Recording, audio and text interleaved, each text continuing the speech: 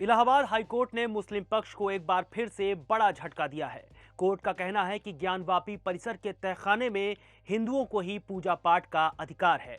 नमस्कार, the news 15 में आपका स्वागत है। मेरा नाम है रविशंकर। 26 फरवरी 2024 दिन सोमवार इलाहाबाद हाईकोर्ट ने बड़ा फैसला सुनाते हुए मुस्लिम पक्ष की याचिका को खारिज कर दिया है। दरअसल ज्ञानवापी के तहखाने में पूजा पाठ किए जाने का आदेश वाराणसी जिला अदालत ने दे दिया था। मुस्लिम पक्ष यानी अंजुमन इंतजामिया मसाजिद कमेटी ने जिला जज वाराणसी के पूजा शुरू कराए जाने के आदेश को कोर्ट में चुनौती दी थी। इसमें पूजा पर स्टे लगाने की बात कही गई थी। हाईकोर्ट ने 15 फरवरी को दोनों पक्षों की लंबी बहस के बाद फैसला सुरक्षित रख लिया था। हाईकोर्ट के सामने अपील 1 फरवरी को अंजुमन इंतजामिया मस्जिद समिति यानी वाराणसी में ज्ञानवापी मस्जिद के प्रबंधक की ओर से दायर की गई, जिसके तुरंत बाद सुप्रीम कोर्ट ने व्यास जी का तहखाना में पूजा की अनुमति देने वाले आदेश के खिलाफ मस्जिद समिति की याचिका पर तत्काल सुनवाई करने से इनकार कर दिया था। अब जान लीजिए कि मुस्लिम पक्ष की दलील क्या थी। मुस्लिम पक्ष का कहना है कि व्यास तहखाना मस्जिद परिसर का हिस्सा होने के नाते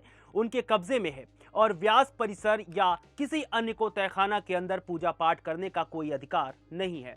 मुस्लिम पक्ष का यह भी कहना है कि यह माना जा चुका है कि 1993 के बाद से तहखाना में कोई भी पूजा नहीं हुई, इसलिए यदि 30 सालों के बाद न्यायालय रिसीवर नियुक्त कर रहा है और स्थिति बदल रहा है तो इस फैसले के पीछे कुछ ठोस कारण होना चाहिए। यह भी बताया गया है कि हिंदूवादी कभी भी व्यास तहखाना के कब्जे में नहीं था और कब्जे के बारे में सवाल केवल मुद्दों के तैयार होने के बाद ही तय किया जा सकता है। मुस्लिम पक्ष का यह दावा भी है कि जिलाधिकारी को वाराणसी कोर्ट ने रिसीवर नियुक्त किया है, जबकि वो पहले से काशी विश्वनाथ मंदिर के सदस्य हैं, इसलिए उन्हें नियुक्त करना गलत है।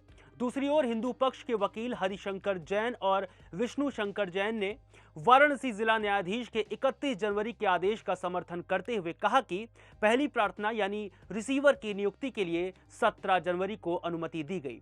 हालांकि कुछ चूक के कारण दूसरी प्रार्थना यानी व्यास तहखाना के अंदर प्रार्थना करने के लिए अनुमति नहीं दी गई। इसलिए जब उन्होंने जिला न्यायाधीश से दूसरी प्रार्थना की अनुमति देने का अनुरोध किया तो उन्होंने 31 जनवरी को सीआरपीसी की धारा 152 की शक्तियों का उपयोग करके इसकी अनुमति दे दी।